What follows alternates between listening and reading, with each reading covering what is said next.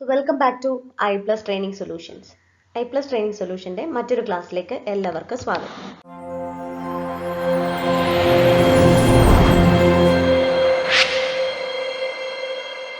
ഇന്ന് ഡിസ്കസ് ചെയ്യുന്നത് UGC Net Education June 2025ന്റെ സെറ്റ് 3 ആണ്. Question paper answer discussion set 3 ആണ് ഇന്നത്തെ ക്ലാസ്സിൽ ഡിസ്കസ് ചെയ്യുന്നത്.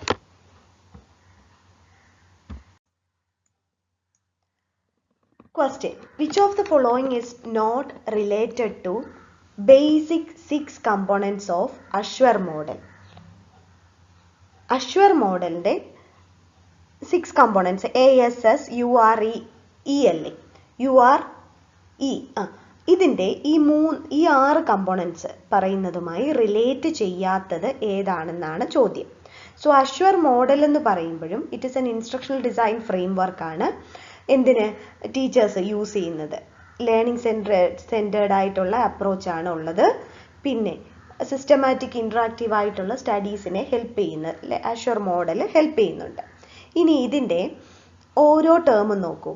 A for analyse learners, S for state objectives, again ASS select methods, media and materials, then U utilize media and materials, then R require learner participation, then E evaluate and revise. So അപ്പോൾ ഇവിടെ തന്നെ നമ്മൾ ഈ assure മോഡലിൻ്റെ ഈ ഒരു term explain ചെയ്യുമ്പോൾ തന്നെ already വന്നിട്ടുണ്ട് ഏതാണ് ഇതിൽ പെടാത്തതെന്ന്. കാരണം ഇവിടെ കണ്ടോ റിക്വയർ ലേണർ പാർട്ടിസിപ്പേഷൻ, അതാണ് അഷ്വർ മോഡലിന്റെ 6 ഡിനോട്ട് ചെയ്യുന്നത്. പിന്നെ അനലൈസ് ടീച്ചേഴ്സ്, ഇൻഫാക്ട് എന്താണ് അനലൈസ് ലേണേഴ്സ് ആണ് ആദ്യത്തെ എ. സോ ഇത് തന്നെയാണ് അപ്പോൾ അവിടുത്തെ ആൻസർ. അല്ലാത്ത ഇവാലുവേറ്റ് ആൻഡ് റിവൈസ് ഉണ്ട്, യൂട്ടിലൈസ് ടെക്നോളജി, മീഡിയ ആൻഡ് മെറ്റീരിയലും ഉണ്ട്. സോ ഓപ്ഷൻ 2 ആണ് ഇൻകറക്റ്റ് ആയിട്ട് വരുന്നത്. കണ്ടോ അഷ്വർ മോഡലിൽ അനലൈസ് ടീച്ചേഴ്സ് അല്ല, അനലൈസ് ലേണേഴ്സ് ആണ് അഷ്വർ മോഡലിൽ വരുന്നത്. ഓക്കെ, സോ അതാണ് ഇവിടെ ഇൻകറക്റ്റ് ആയിട്ട്. സോ ഇവിടുത്തെ കറക്റ്റ് ആൻസർ ഓപ്ഷൻ 2 ആണ്. അടുത്ത question: which of the following is not true about constructivism theory of instructional design? Constructivism എന്ന് പറഞ്ഞാൽ എന്താണ്? ലേണർ കൺസ്ട്രക്ട് ചെയ്യുകയാണ് അല്ലേ. സോ ഒരു ലേണർ അവൻ്റെ ഓൺ നീഡ് അല്ലെ ഓൺ പേസിൽ ലേണർ കൺസ്ട്രക്ട്സ് നോളജ് എന്നുള്ള അർത്ഥത്തിലാണ് കൺസ്ട്രക്റ്റിവിസം എന്ന് പറയുന്നത് തന്നെ. സോ ഇവിടെ കണ്ടോ ഇതിനും നോട്ട് ട്രൂ അബൌട്ട് ആണ് ചോദിക്കുന്നത്. Learning is more A matter of going from the inside out. Learning എന്ന് പറയുന്നത് കൺസ്ട്രക്റ്റിവിസ്റ്റ് തിയറി പ്രകാരം എന്താ പറയുന്നത്? Yes, inside out. കാരണം ആ ലേണർ സ്വന്തമായി കണ്ടുപിടിക്കല്ലേ കൺസ്ട്രക്ട് നോളജ് എന്ന് പറയുമ്പോൾ ഡെഫിനറ്റ്ലി ഇതുമായിട്ട് മാച്ച് ചെയ്ത് വരും. ഇനി അടുത്തത് കണ്ടോ, learner actively imposes organisation and meaning on the surrounding environment and construct knowledge in this process. Again correct ആണ് അല്ലേ. ലേണർ ആക്റ്റീവായിട്ട് പാർട്ടിസിപ്പേറ്റ് ചെയ്ത് ഓൺ ഇതാണ് കൺസ്ട്രക്ഷൻ ആണ് നടക്കുന്നത്.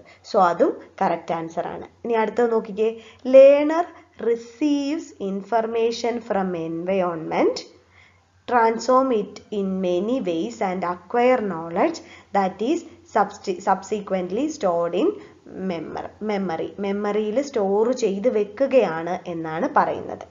സോ അത് കുറച്ച് കറക്റ്റ് ആയിട്ട് തോന്നുന്നില്ല. ഇനി അടുത്ത നോക്ക്, constructivism has been felt cleanly in the world partly because it seems to contrast with other foundations such as information processing and Gagne theory. Actually Gagneയുടെ തിയറിക്കും ഇൻഫർമേഷൻ പ്രോസസ്സിംഗ് തിയറി ഇല്ലേ ഗാഗ്നയുടെ, അതിന് എഗെയിൻസ്റ്റ് എന്ന് പറയാൻ പറ്റില്ല, കോൺട്രാസ്റ്റ് ആയിട്ട് പറയുന്നതാണ് എന്ന് പറയുന്നത്. അത് ശരിക്കും കറക്റ്റ് ആണ്. ഇൻഫർമേഷൻ പ്രോസസ്സിംഗ് തിയറിക്ക് കോൺട്രാസ്റ്റ് ആയിട്ടാണ് കൺസ്ട്രക്റ്റിവിസ്റ്റ് തിയറി വരുന്നത്. സോ അപ്പോൾ അതുകൊണ്ട് അങ്ങനെ കമ്പയർ ചെയ്ത് നോക്കുമ്പോൾ ഓപ്ഷൻസിൽ ഇവിടെ ഓപ്ഷൻ 3 ആണ് നമുക്ക് ഇതിന് നോട്ട് ട്രൂ അബൌട്ട് എന്നുള്ള ആൻസർ ആയിട്ട് വരുന്നത്. സോ അതുകൊണ്ട് ഓപ്ഷൻ 3 ആണ് correct answer. So here option 3, learner receives information from environment, transform it in many ways and acquires knowledge that is subsequently stored in memory. അതാണ് കൺസ്ട്രക്റ്റിവിസവുമായിട്ട് യോജിക്കാത്ത statement. Next, identify the correct assertion according to Rogers theory of personality. Rogers theory of personality. നിങ്ങൾക്കറിയാം ideal self, real self എന്നൊക്കെ പറഞ്ഞിട്ട് Rogers theory നമ്മൾ കേട്ടിട്ടുള്ളതാണ് പേഴ്സണാലിറ്റിയുടെ, അല്ലേ? Rogers theory of personality അല്ലെങ്കിൽ പേഴ്സൺ സെൻറ്റേർഡ്, കാൾ റോജേഴ്സ്, അല്ലേ? ഇവിടെ തന്നേക്കുന്നത് identify the correct assertion according to Rogers theory of personality. Rogers തിയറിയുടെ പേഴ്സണാലിറ്റിയിൽ തന്നെ പറയുന്നത് പേഴ്സൺ സെൻറ്റേർഡ് അപ്രോച്ച് ആണ് അവിടെ. ആൻഡ് അവിടെ എന്താണ് വരുന്നത്?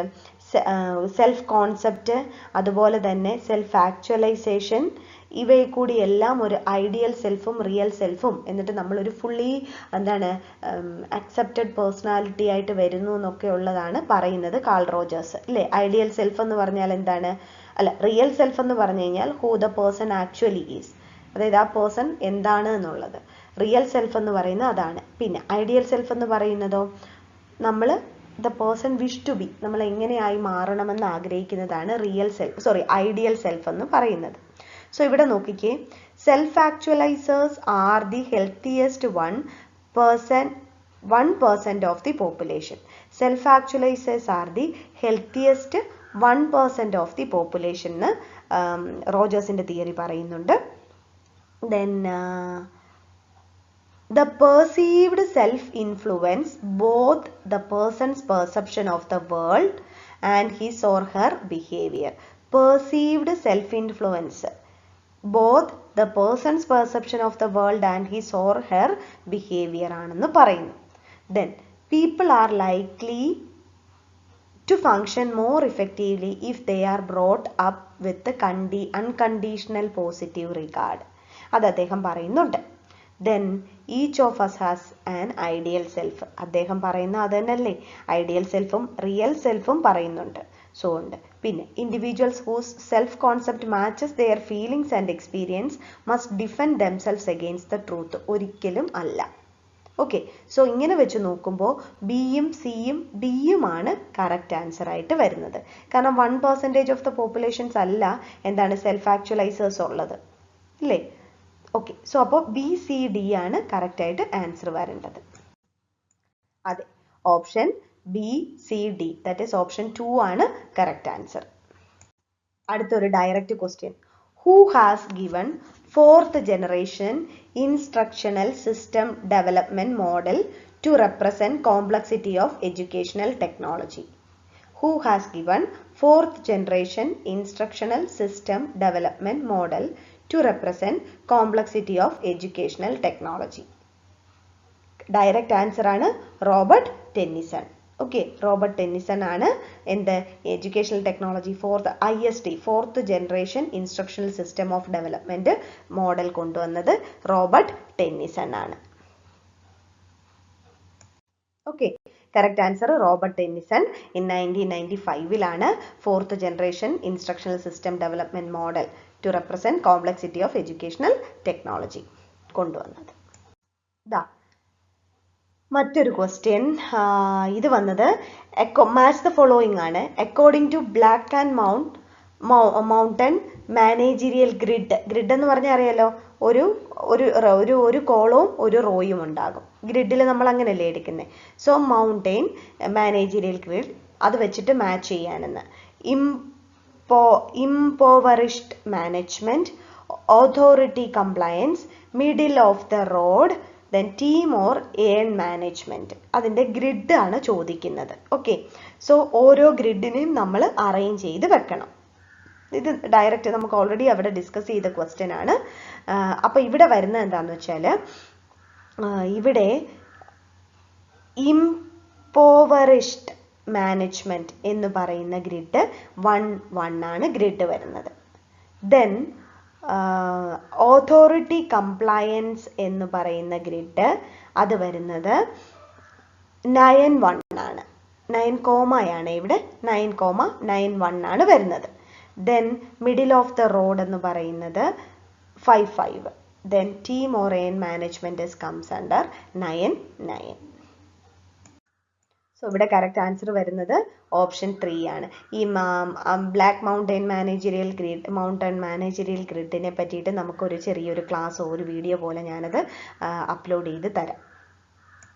Choose the correct statement. Formal system of schooling is based on philosophies of idealism and realism. Then, the school's formal social system has hierarchy of position along which people are assigned different roles. Realism does not recommend the definite curriculum. ഒരിക്കലും പറയാൻ പറ്റില്ല realism definite curriculum ആണ് പറയുന്നത് അല്ലേ? Okay, anyway, then the informal and non-formal education have their roots in progressive philosophies of education. True. Then idealism believes that knowledge can be obtained without the help of teacher. ഒരിക്കലുമല്ല, അവിടെ teacher centred അപ്രോച്ചാണ് ഐഡിയലിസത്തിൽ വരുന്നത്. അപ്പോൾ ഇവിടുന്ന് നമുക്ക് omit ചെയ്ത് കളയാൻ കഴിയുന്ന രണ്ടെണ്ണം നമുക്ക് ഓൾറെഡി ഡയറക്റ്റ് കിട്ടി. കാരണം റിയലിസം റെക്കമെൻഡ് ചെയ്യുന്നുണ്ട് ഡെഫിനിറ്റ് കരിക്കുലം. ദെൻ ഐഡിയലിസം ഒരിക്കലും എന്താണ് ടീച്ചർ ഇല്ലാതെ പഠിക്കാൻ പറയുന്നില്ല, ടീച്ചർ സെൻറ്റേർഡ് ആയിട്ടാണ് പറയുന്നത്. സോ അപ്പോൾ സിയും ഇയും നമുക്ക് അവോയ്ഡ് ചെയ്തിട്ടുള്ള ഏതെങ്കിലും ഓപ്ഷൻസ് ഉണ്ടോ എന്ന് നോക്കാം. നോക്കൂ, ABD എന്ന ഓപ്ഷൻ കറക്റ്റ് ആണ്. ഓപ്ഷൻ 2 ആണ് കറക്റ്റ് ആയിട്ട് വരുന്നത്. നോക്കൂ, option 2, that means A formal system of schooling ഏതിനെ ഐഡിയലിസത്തിനെയും റിയലിസത്തിനെയും ബേസ് ചെയ്തിട്ട് തന്നെയാണ് വന്നത്. ദെൻ അതുപോലെ തന്നെ ഫോർമൽ സോഷ്യൽ സിസ്റ്റത്തിൽ എന്താണ് പീപ്പിൾ അസൈൻഡ് ഡിഫറെൻറ്റ് റോൾസ്, അവിടെ ഹൈറാർക്കിയിൽ ഡിഫറെൻറ്റ് റോൾസ് ഉണ്ട്. ഗുരു അല്ലേ, ഗുരുവിൻ്റെ ശിഷ്യന്മാർ എന്നൊക്കെ പറഞ്ഞ ഐഡിയലിസത്തിലൊക്കെ ഓരോരോ റോളുകൾ അസൈൻ ചെയ്ത് കൊടുത്തിട്ടുണ്ട്. ദെൻ ഡി എന്താണ്, informal and non formal education have their Roots in progressive philosophy of education. ഈ മൂന്നും ട്രൂ ആണ്. അടുത്തൊരു മാത്സ് ഫോളോയിങ്, ഇത് നമ്മുടെ സിഗ്മണ്ട് ഫ്രോയിഡിൻ്റെ ഡിഫൻസ് മെക്കാനിസം അല്ലേ, നമ്മുടെ സൈക്കോ അനലിറ്റിക്കൽ തിയറിയുടെ പ്രകാരമുള്ള ഡിഫൻസ് മെക്കാനിസത്തിനെ അസോസിയേറ്റ് ചെയ്ത് അതിനെ വെച്ചിട്ടുള്ള ഒരു ചോദ്യമാണ്. നോക്കൂ, different types of defence mechanisms ആണ് ലെഫ്റ്റ് സൈഡിൽ കൊടുത്തിരിക്കുന്നത്. Repression, rationalisation, reaction formation, projection. നമുക്ക് കുറേ ഡിഫൻസ് മെക്കാനിസം പറഞ്ഞില്ലേ, റിപ്രഷൻ, റിഗ്രഷൻ, ഡിനയൽ, പിന്നെന്താണ് ഈ പറഞ്ഞ റിയാക്ഷൻ ഫോർമേഷൻ, പ്രൊജക്ഷൻ, റാഷണലൈസേഷൻ, പിന്നെ ഡിസ്പ്ലേസ്മെൻറ്റ്, അങ്ങനെ കുറേ നമ്മൾ എന്താണ് ഡിഫൻസ് മെക്കാനിസം നമ്മൾ പറയുന്നുണ്ട്. സോ ആ ഡിഫൻസ് മെക്കാനിസത്തിൻ്റെ ഇതിൻ്റെ മീനിങ് ആണ് അവർ ചോദിച്ചിരിക്കുന്നത്. ഓക്കെ, ഡയറക്റ്റ് ഫസ്റ്റ് വൺ നോക്കിക്കേ, റിപ്രഷൻ. റിപ്രഷൻ എന്ന് പറയുന്നത് ശരിക്കും എന്താണ് നോക്ക്, assigning local or social desirable motives to what we do that we seems to have acted rationally. അത് ശരിക്കും എന്താണ്, നമ്മൾ ചെയ്ത പ്രവൃത്തിയും ഇതും തമ്മിലല്ലാതുള്ള വരുന്നത്. അതായത് നമ്മൾ പറഞ്ഞില്ലേ കിട്ടാത്ത മുന്തിരി പുളിക്കും, അത് ഏതാണ്, റാഷണലൈസേഷൻ. സോ നമുക്ക് ബി എന്ന് പറയുന്നത് ഒന്നുമായി കണക്ട് ചെയ്യാം. B1 ആണ് റാഷണലൈസേഷൻ. ഓക്കെ, ദെൻ അടുത്തത് നോക്കിക്കേ, excluding from conscious awareness, impulses, then or memories that are too frightening or painful ആയിട്ടുള്ളതിനെ നമ്മൾ എന്ത് ചെയ്യും, റിപ്രസ് ചെയ്യും എന്ന് പറഞ്ഞ് നമ്മൾ ഡിഫൻസ് മെക്കാനിസത്തിൻ്റെ ആ ചാപ്റ്ററിൽ പഠിച്ചിട്ടുണ്ട് അല്ലേ. പെയിൻഫുൾ ഇതിനെ നമ്മൾ റിപ്രസ് ചെയ്യും. ദാറ്റ് മീൻസ് ഏതാണ്, ഓപ്ഷൻ എ ആണ് 2വിന് കറക്റ്റായിട്ട് വരുന്നത്. അപ്പോൾ A2 കിട്ടി, B1 കിട്ടി. സോ A2ഉം B1ഉം വരുന്ന ഓപ്ഷൻ ഏതാണ് ഇതിലുള്ളത്, A2 B1 നാലാമത്തെ ഓപ്ഷൻ ആണുള്ളത്. സോ നമുക്ക് അതുകൊണ്ട് C ഒന്ന് നോക്കാം. റിയാക്ഷൻ ഫോർമേഷൻ ആണ്, that is concealing a motive from ourself by giving strong expression to the opposite motive, that is reaction formation. Then projection, assigning our own undesirable qualities to others in an exaggerated accounts അല്ലേ. നിങ്ങൾ കാരണമാ ഞാനിത് ചെയ്തതെന്ന് പറയും അല്ലേ, അവർ പറഞ്ഞിട്ടാ ഇവർ പറഞ്ഞിട്ടാന്ന് project ചെയ്യുന്നു നമ്മുടെ കുറ്റം മറ്റുള്ളവരിലേക്ക്. സോ അതാണ് എന്ത്, പ്രൊജക്ഷൻ എന്ന് പറയുന്നത്. So here correct answer A2, B1, C4 and D3.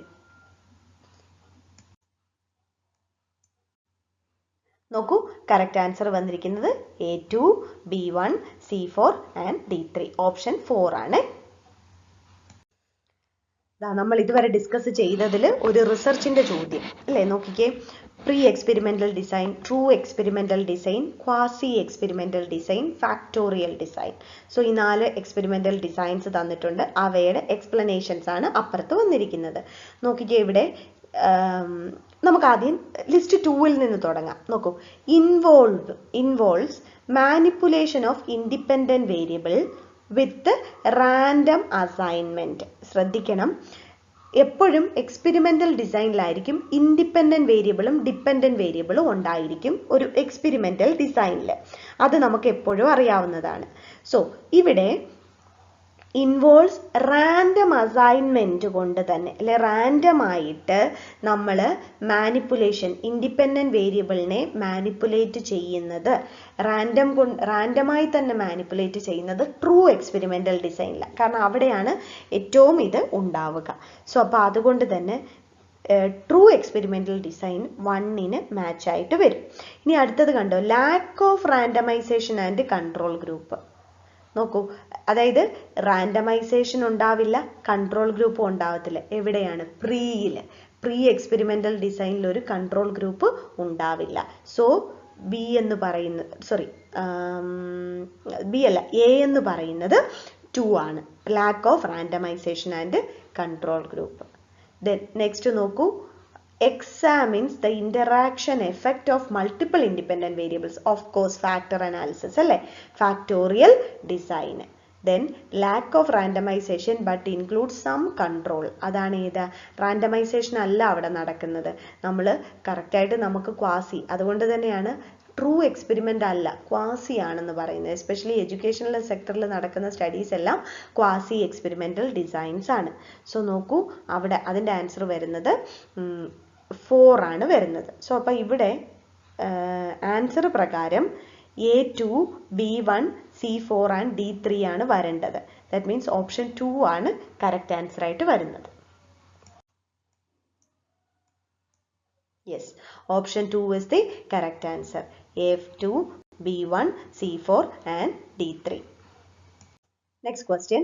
Ethical considerations in educational research include informed consent, confidentiality of participant data, manipulation of data to support hypothesis, no, avoidance of plagiarism, then providing misleading information to participants. എന്താണ് ethics? Research എത്തിക്സിൻ്റെ വന്നിട്ടുള്ള ഒരു ചോദ്യമാണ്. നോക്കി ഇവിടെ എന്താണ് ethical consideration എന്തൊക്കെ വേണം? Informed consent വേണം, ഓഫ് കോഴ്സ്. പിന്നെ കോൺഫിഡൻഷ്യാലിറ്റി ഓഫ് പാർട്ടിസിപ്പൻസ് ഡേറ്റ. നമ്മൾ പറയുന്ന സ്കൂളുകളിൽ പോയി ഡേറ്റ കളക്ട് ചെയ്യുന്ന സമയത്ത് അല്ലെങ്കിൽ എവിടെ പോയി ഡേറ്റ കളക്ട് ചെയ്താലും നമ്മൾ എപ്പോഴും പറയും പേരും അല്ലെങ്കിൽ പല സംഭവങ്ങളും മാസ്ക് ചെയ്തിട്ടാണ് കാണിക്കുന്നത്. എന്തുകൊണ്ട് മാസ്ക് ചെയ്യുന്നു?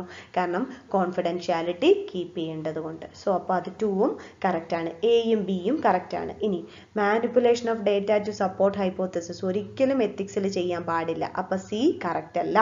ഇനി avoidance of plagiarism, actually plagiarism consider ചെയ്യണം.